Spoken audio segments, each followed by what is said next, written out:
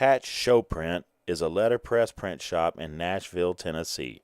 Hatch was founded in 1879 by two brothers, Charles and Herbert Hatch. The brothers learned the printing profession from their father, Will Hatch, a professional printer who had run his own print shop in Prescott, Wisconsin. Technologically, this was a good era to open a letterpress print shop, the steel industry producing better metals to construct stronger machines, proof presses developed into machines with proven performances, rotary presses just beginning to make their mark on the printing industry with speed, mass production, and limited availability. The Hatch brothers' first jobs were church announcements for the evangelical entertainers such as Harriet Ward Beecher's brother, Reverend Henry Ward Beecher. Handbills, window cards, and posters for circus shows, vaudeville acts, and traveling minstrels would soon come to be their bread and butter, as well as anything else that needed to be advertised in print, emphasized by the Hatch brothers saying, "Advertising without a poster is like fishing without worms." The Hatch shop had a strong work ethic and produced many hand-carved images and custom letters for advertisements from 1879 until 1921 when Will T. Hatch, the grandson, took over operation. Will Hatch developed a simple formula: be visually attractive, be easy to read from across the street, be informative about the event or product, make it sound exciting.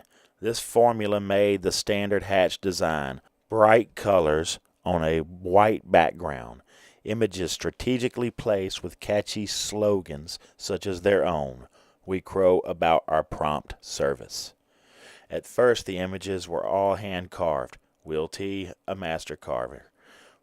HatchShowPrint History of a Great American Poster Shop quotes an article from the 1939 Inland Printer saying, Hatch meticulously labored and hand-carved letters and images into single large blocks and made multiple blocks into 2- and 3-color prints.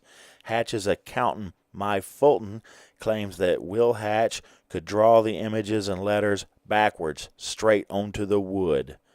When examining the posters for the movies and other performers, one can clearly see the blocks were carved by a master.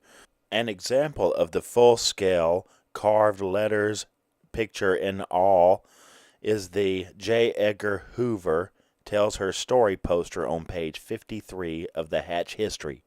This poster has an alleged typo. Alleged because if it tells the story of the woman behind the man behind the gun, Hoover would not be telling his story, but rather her story. Therefore, the poster may be a grammatically correct sentence and not a typographically carved error. The standard contract order form for Hatch's services was even hand-carved and printed. This was a testament to his dedication to service, craftsmanship, and aesthetic eye. Later, the shop would make photographic half-tone pictures on etched metal plates. These etchings would be stored and numbered in a system, pulled and reused at any time.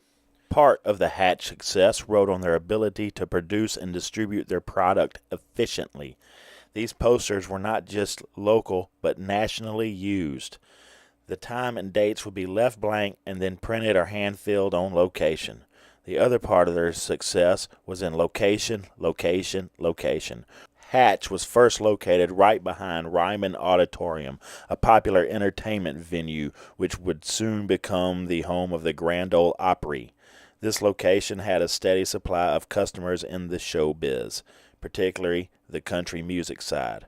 After moving to a larger location, the entertainment customers remained, at least until the era of silkscreen printing.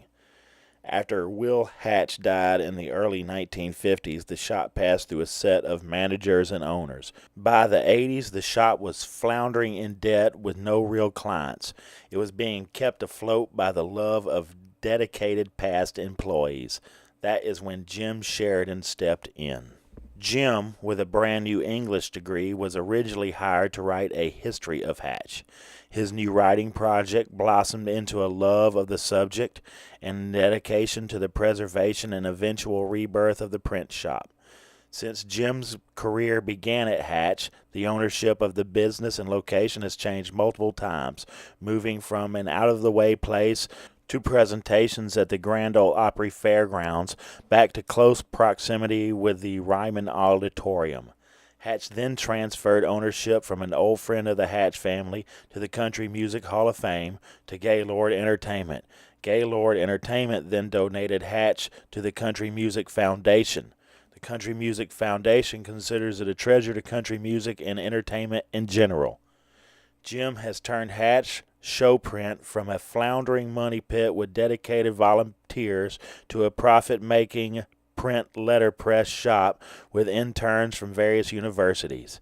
Hatch is listed as a tourist attraction on websites including USA Today Travel, www.homelandabroad.com, and apartmenttherapy.com. Jim's tutelage began with new commissions from old clients and restrikes of old posters. Next, Jim sold monotypes of test prints, monoprints he designed himself, and custom monoprints like the Bill Monroe poster on page 138 of the Hatch Show Print History Book. In the years since, truckloads of orders have been produced for artists ranging from country to rock and rock to reggae. HatchShowPrint's crew has designed fossilware, tin boxes, wine bottles, and CD cases.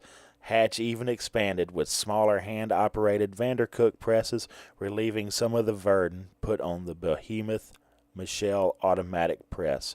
Marshall McClellan said in the book, "The Medium is the Message," that we need to learn to get the technology of yesterday to doing the job of tomorrow. Hatch has succeeded. HatchShowPrint. We crow about our prompt service.